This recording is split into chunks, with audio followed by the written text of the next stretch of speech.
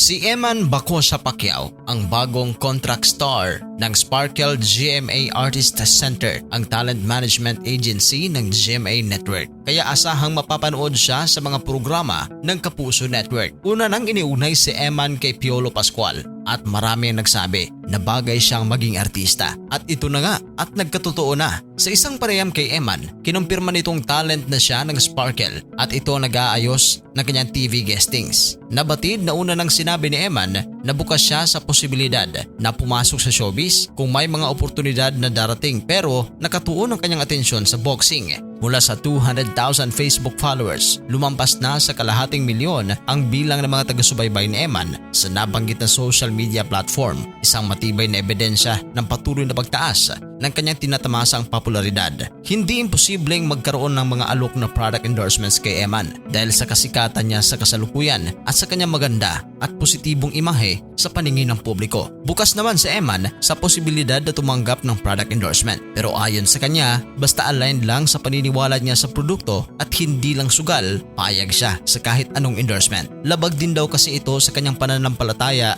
bilang Kristiyano. Si Eman na 21 taong gulang, ang artistang anak ng pambansang kamao na si Manny Pacquiao, na ngayon sinundan niya ang yapak sa boxing ng kanyang ama. Iniaalay ni Eman ang lahat na matagumpay nito sa boxing sa kanyang ina na si Joanna Rose Bacosa, sa mga kapatid niya at stepfather na si Sultan Ramir Dino na nag-aruga sa kanya, tinuring siyang tunay na anak. Matagal din tinanggap ni Manny Pacquiao si Eman bilang tunay na anak.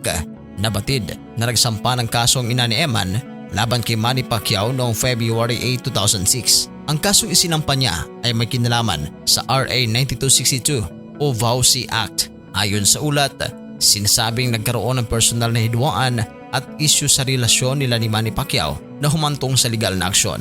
Pagkalipas ng 5 buwan, noong October 24, 2006, ang Quezon City Prosecutor's Office ay naglabas ng resolusyon na ibasura ang kaso dahil hindi napatunayan na si Pacquiao ang ama ng bata ni Joanna at wala ring sapat na ebidensya na sumusuporta sa akusasyon ng karahasan.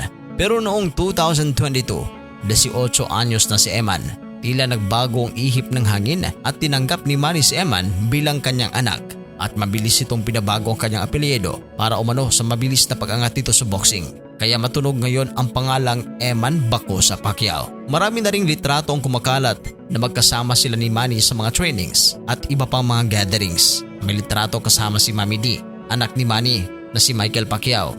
May litrato din kasama si Manny at kanyang tita Jinky. Ngayong papasok na si Eman sa pagiging artista, iiwan niya kaya ang boxing kung sakaling mabigyan ng big break sa showbiz? Para sa inyo, bagay ba siyang maging artista na nauna nang iniugnay na kahawig ni Piolo Pascual? I-comment ang inyong reaction sa ating comment section.